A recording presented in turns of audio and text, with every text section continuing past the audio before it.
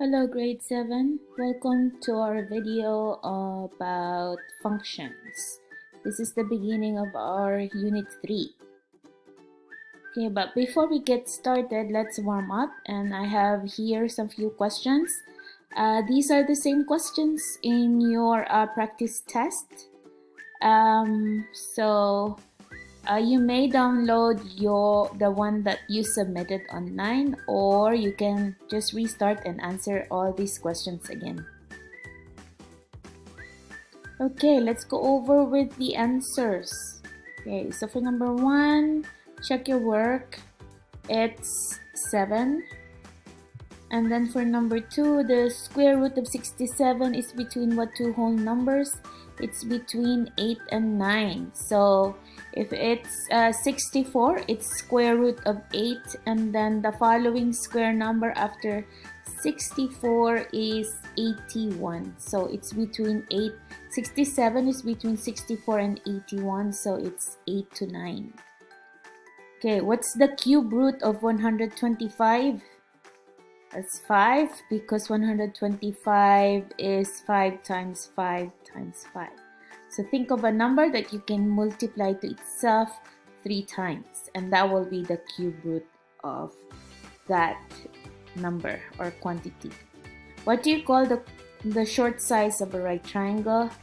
They're called the legs. Okay, so here are some more questions that appeared on your test. Simplify the following expressions. You may pause the video and then answer these 3. Okay, for the first one, check your answers. That'll be 3 root of 11. So if you break 99 apart, this will be 9 times 11. And square root of 9 is 3, and we cannot simplify root of 11 anymore. So it's 3 root of 11. For 250, square root of 250, the answer is 5 root of 10. You can break 250 apart by multiplying 25 to 10. So square root of 25 is 5, and then root of 10, that is it. So you have 5 root of 10. The next one is root of 84. That will be 4 multiplied to 21.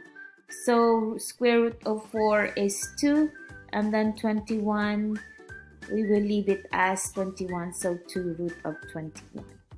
So if the virtual school continues, then we will keep on answering the remaining questions in your practice test.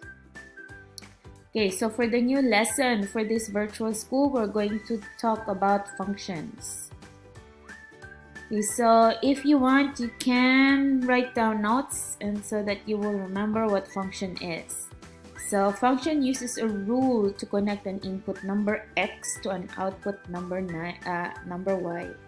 So for example, your function or your rule is y is equal to 3x plus 2. So this is the rule that you are going to follow. This means that for every x, there is a particular value for y. Okay, I'm going to continue to explain. Just like I said, each input value gives back exactly one output value. So for example, our function is y is equal to 2x plus 9. If 7, x will always be your input. If we put 7 to x, okay, then by substituting or replacing x by 7, we will have 2 multiplied by 7 plus 9. So that will be, this is 14 plus 9, 23. So when x is 7, the value of your y is 23. So there's a connection and there's a relationship between your x and your y. Okay, so the value of your y depends on the value of x. Okay, let's keep discussing function. Okay, so what if you have a rule, and so for you to organize your data or the different values of x's and y's, you can use a tool that is a function table. And a function table looks like this.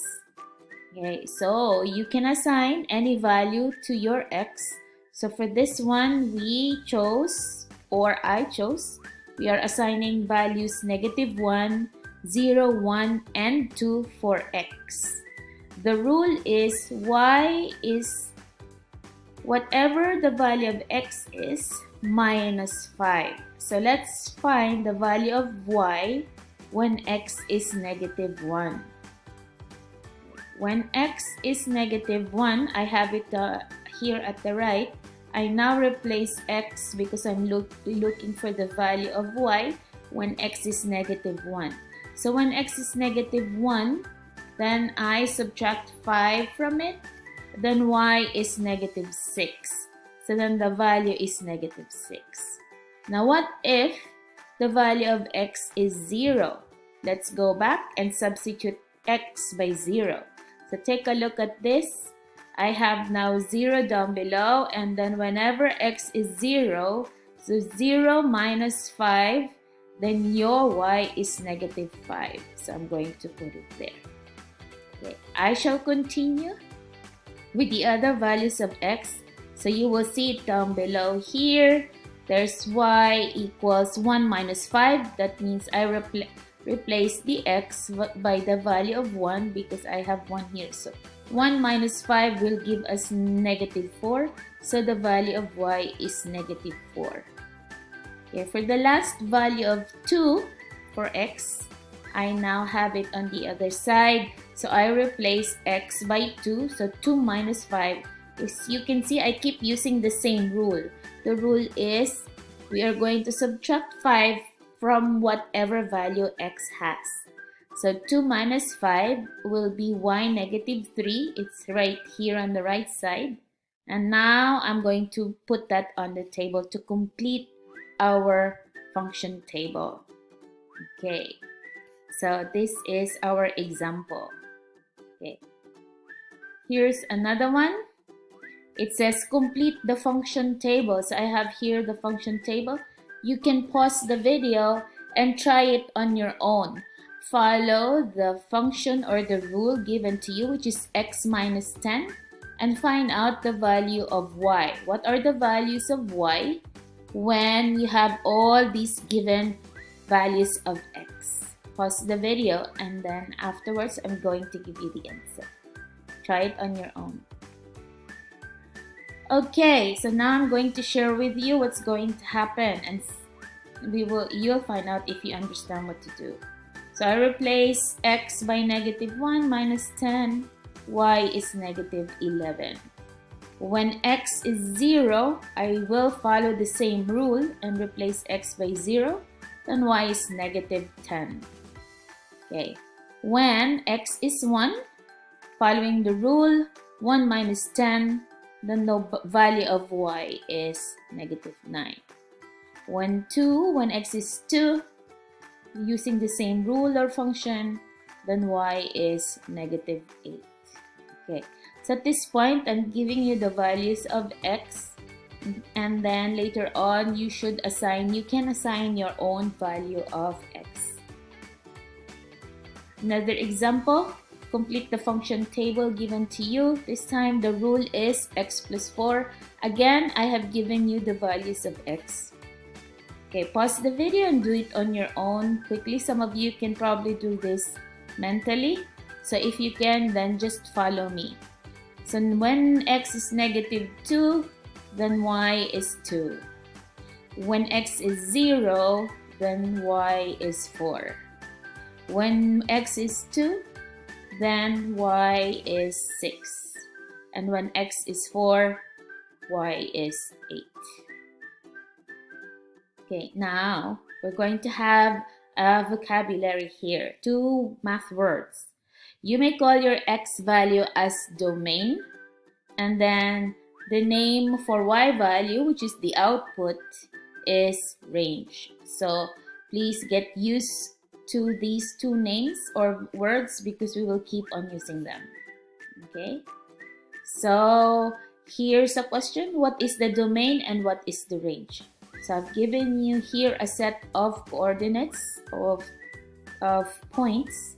Okay, you have your x and y, x, y, x, y, x, y. There is a connection to your geometry. These are all points. Okay, so your domain are all the x's. So domain are, here is -4. There you go. -3 is the x value here on the first point. And then 0 is the x value here, and 2 is the x value here. So for the range, that means all the numbers or values of y.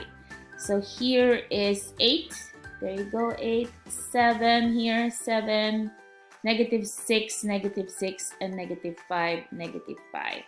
So it's pretty easy. All x values are domain and all y values are range. Okay. Now, find the range of the function of the given domain. This means that we need to find the y. We are given the function and the rule, so we are going to substitute x by the given values to u over here. Okay, so let's do 5. If we do 5, I will replace 5 to x here. This means 3 multiplied by 5 is 15 minus 5. That will give you 10. Here's your 10. Now let's use 15. 3 times 15 is 45 minus 5. That gives you 40. How about when x is 22? 3 times 22 is 66 minus 5. That gives you 61. So the range are 10, 40, and 61. Okay. So whenever you get confused, you can just like stop the video and go back. Okay. So let's practice. Find the range of the function for the given domain. That means that domain is the word for x. It says given, so you know your x values. And then find the range, so you need to solve for the y. Stop the video and then calculate and make a list. Those who need to write down the process, then write down your processes. Now, check the answers. Y, the following values of y for number 1 is -1, 8, and 23. For number 2, it's 20, -25, and -50. Now, next question, next example. Find the range of the function y is equal to 4x if, or 4 multiplied to the x value, if the domain is the following. You can see it. Okay, so do it on a piece of paper or mentally, but just make a list on your paper and then see if you're going to get the same answer. Here we go. -4, 0, 4, 8. Okay, so at this point, you are now going to find a piece of paper or get your notebook and solve the following questions. Okay, for number 1 to number 4, you're going to complete the table. Please show your work and your steps. Just 2 points. Just show at least 2 points. The process of getting 2 points is good evidence of work from number 1 to 4. And then for the number 5 to 8, finding the range. Same thing, just to show your steps for 2 points or for 2 x values for each question is okay. So you don't have to do everything, but you need to show some of your work, okay? You may pause the video so you can look at the different questions, write them all down on a piece of paper, because you're going to take pictures or a picture of what you did and upload it in ManageBac. Okay, so at this point you are done. Make sure that you take photos, and then after you have done that, upload it in ManageBac. The task title is Virtual School Function. Good. Don't worry about if you didn't finish on time. Remember, we practice in the classroom like 5 minutes before you stop before your class ends, and then you stop and upload just to show evidence of work, and we have one day as catch-up day. Bye!